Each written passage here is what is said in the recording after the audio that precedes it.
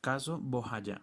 Las infracciones del derecho internacional humanitario cometidas por los diferentes actores del conflicto. En principio, se puede poner en primer lugar el Estado. El Estado colombiano puede llegar a compartir una responsabilidad, el cual se le indica por omisión. Este se encuentra estipulado y señalado en el artículo 13 del Protocolo 2 de Ginebra, en el cual se ve como una obligación por parte del Estado la protección de la población civil frente a los peligros de la guerra y las operaciones militares. Por otro lado, es un deber como tal la protección de las personas que no participen en hostilidades. Teniendo en cuenta esto, se puede llegar a configurar una responsabilidad al faltar al deber de la protección de las civiles ante un enfrentamiento armado. Por otro lado, existen las infracciones del grupo armado FARC. El más relevante es el que se encuentra en su artículo 3 de todos los acuerdos comunes, y el ejemplo más claro fue la utilización de un cilindro bomba. Allí se habla de armas de poca precisión, las cuales terminan afectando a toda la población civil. En tercer punto, se puede llegar a hablar de las lesiones de más de 200 personas. Y por último, la destrucción de bienes inmuebles causados por el lanzamiento de artefactos los cuales no están dentro del marco legal de la guerra. Derechos vulnerados por las partes según la Comisión Americana de Derechos Humanos. Los civiles fueron víctimas de detenciones arbitrarias, desapariciones forzadas, ejecuciones extrajudiciales, torturas, amenazas y desplazamientos forzados ocasionados por el conflicto armado. Los derechos vulnerados según la Convención Americana de Derechos Humanos fueron: artículo 3, derecho al reconocimiento de la personalidad jurídica. Artículo 4, derecho a la vida. Nos habla de que toda persona tiene derecho a que se respete su vida. Artículo 5, derecho a la integridad personal. Hace referencia a que toda persona tiene derecho a que se respete su integridad física, psíquica y moral. También nos dice que nadie debe ser sometido a torturas ni a penas o tratos crueles, inhumanos o degradantes. Artículo 7, derecho a la libertad personal. Toda persona tiene derecho a la libertad y a la seguridad personal y nadie puede ser privado de su libertad física. Artículo 8, garantías judiciales. Artículo 17, protección a la familia. Artículo 19, derecho del niño. Todo niño tiene derecho a las medidas de protección que su condición de menor requieren por parte de su familia, de la sociedad y del Estado. Artículo 21, derecho a la propiedad privada. Toda persona tiene derecho al uso y goce de sus bienes. La ley puede subordinar tal uso y goce al interés social. Tanto la usura como cualquier otra forma de explotación del hombre y por el hombre deben ser prohibidas por la ley. Artículo 22, derecho de circulación y residencia. Artículo 25, protección judicial. También está la violación de los artículos 1, 6 y 8 de la Convención Interamericana para prevenir y sancionar la tortura y del artículo 1 de la Convención Interamericana sobre desaparición forzada de personas. La responsabilidad del Estado puede generarse tanto por acción como por omisión. Estas acciones y omisiones están vinculadas con las obligaciones de proteger, prevenir y adoptar la legislación interna pertinente. La prioridad de protección del derecho a la vida que debe guiar la actuación del Estado no fue implementada de manera oportuna.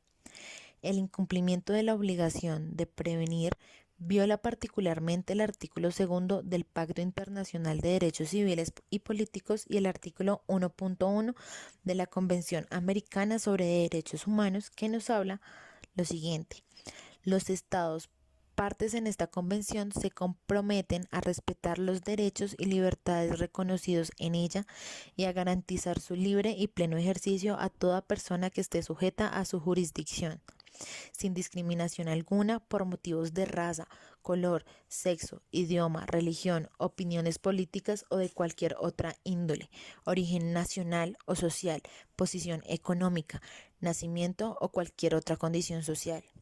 A estas disposiciones cabe agregar los artículos 6 del Pacto y 4 de la Convención Americana, los cuales protegen el derecho a la vida. La obligación de prevenir está vinculada a la obligación de garantizar, es decir, de adoptar medidas para hacer efectivos los derechos y la protección de los mismos. En este sentido, otro elemento de preocupación es el hecho de que no hubiera habido actuación de la fuerza pública ante el paso de los paramilitares por los retenes y puestos de control en el recorrido que hicieron desde Turbo hacia Vigía del Fuerte. En estos casos, la omisión del Estado puede constituir una violación a los derechos humanos y comprometer la responsabilidad estatal por, por las acciones de esos grupos ilegales. El Estado tiene además la obligación de prevenir los desplazamientos forzados de la población. Esta obligación se incumple si las autoridades omiten su deber de atender con solicitud, rapidez y eficiencia las alarmas, avisos y advertencias que se les dirijan para ponerlas al tanto de la posibilidad de la ocurrencia de hechos que pueden obligar a las personas a abandonar sus hogares y sitios de trabajo.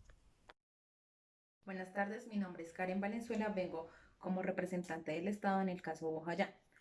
En Bellavista, Medio Atrato, perteneciente al municipio de Bojayá, donde habitan grupos de personas que han sido afectadas por la discriminación, la exclusión social y la explotación social, se inició una guerra que marcó la historia del país.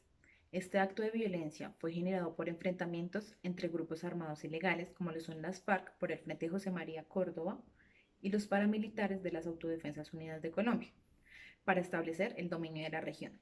El 21 de abril habrían llegado los paramilitares a los cascos urbanos de Bojayá y Vigía del Fuerte. Esta masacre se llevó a cabo el 2 de mayo del 2002, cuando el grupo guerrillero, en respuesta de la operación militar realizada por los paramilitares que intentaban reclamar el control de la zona para ejercer sus actividades ilícitas, desplegó un enfrentamiento militar que incluyó persecución y enfrentamientos armados directos, y los paramilitares, al verse hostigados, ingresaron al pueblo y utilizaron la población como escudo humano. Hombres, mujeres, niños buscaron protegerse del fuego cruzado y optaron por refugiarse en la iglesia, porque era una edificación de cemento. Y además pensaron que por ser un lugar sagrado lo respetarían, pero esto no fue así.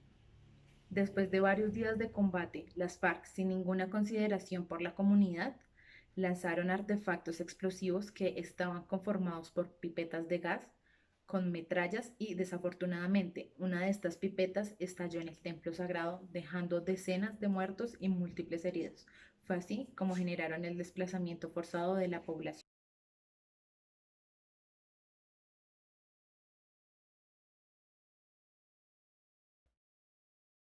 Como representante legal y en defensa del Estado colombiano, se quiere hacer mención de tres puntos esenciales para buscar la exhibición de responsabilidades por el caso Bojayá. Inicialmente se entiende que el gobierno, sea el actual y todos los anteriores, han tenido una lucha constante en referencia al conflicto armado que afronta el país, por lo cual ha tomado todas las medidas para poder acabar con este. Como segundo punto, y siendo el más importante, se logra evidenciar la voluntad que tiene el Estado colombiano en garantizar que los hechos que sucedieron en Bojayá no queden en la impunidad. Por tal motivo, se ve la activación de su sistema judicial a toda cabalidad, y esto se puede ver reflejado en las más de 30 condenas contra miembros de la guerrilla Las FARC que para el día de los hechos fueron partícipes activos de la masacre. De igual manera, el Estado colombiano ha tratado con esta organización guerrillera de llegar a puntos más importantes, como lo son el pedir perdón, el reconocimiento a las víctimas y la reparación.